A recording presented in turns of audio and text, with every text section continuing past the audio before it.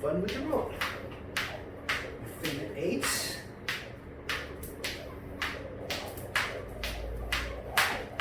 Up over. And I cross over.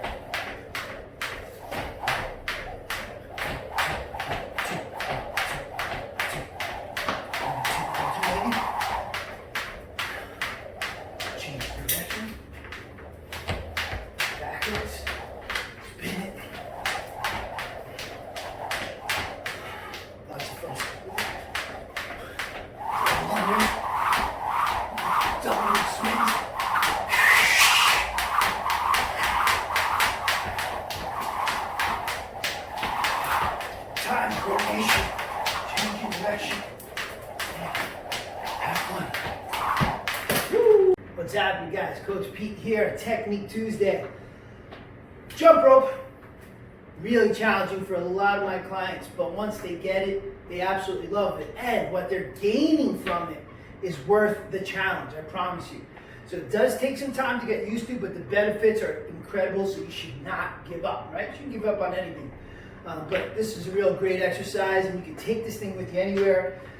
You're going to get better ground force reaction, so learning how to deal with that force when we're driving down in, learning how to decelerate, gaining coordination, timing, building that cardiovascular endurance, that strength, everything's happening all at once. Beautiful exercise, worth the challenge. Start with the rope that fits you. How do we know? When I measure rope, I make sure that I'm standing about shoulder width to hip width, about shoulder width apart. And when I do that, I pull up evenly on that rope. You see, it's just right about at the top of my hips. That's perfect for me right there, okay? So if I start with that rope behind me, I'm gonna stay with 2 feet at the same time. I leave the ground together and I land at the same time. Now I'm gonna use that force, right, to absorb and then release again, up and down.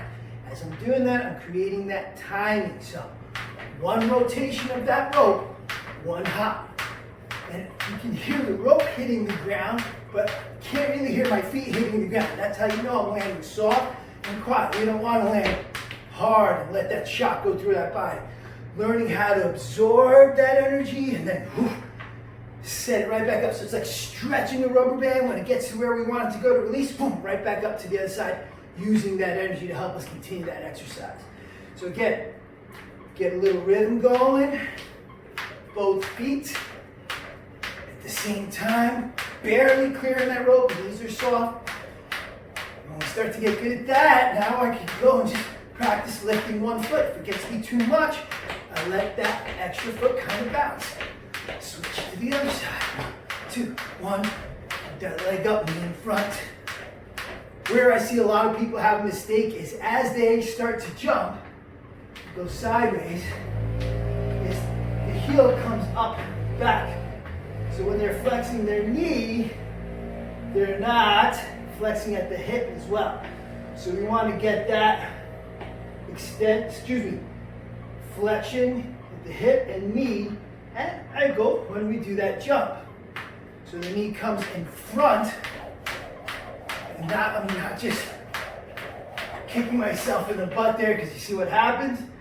That rope can get caught on the toes as it gets behind.